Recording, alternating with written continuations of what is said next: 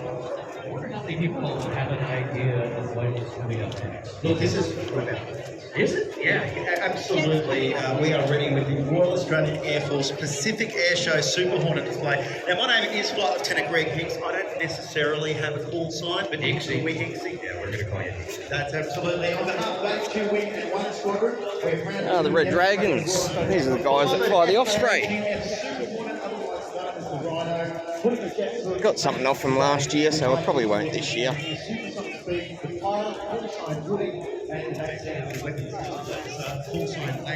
They're both instructors and together with Just finding the merch store so I can get my jumper and probably a hat and another stubby cooler.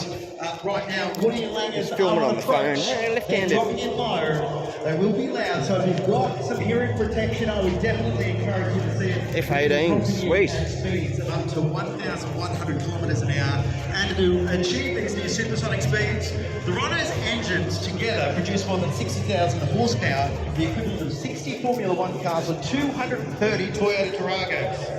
So get ready with those. There you go. And keep your eyes peeled because they are descending into the Gold Coast. Well, maybe I might get back out on the beach. A bit early, it's only 1 o'clock.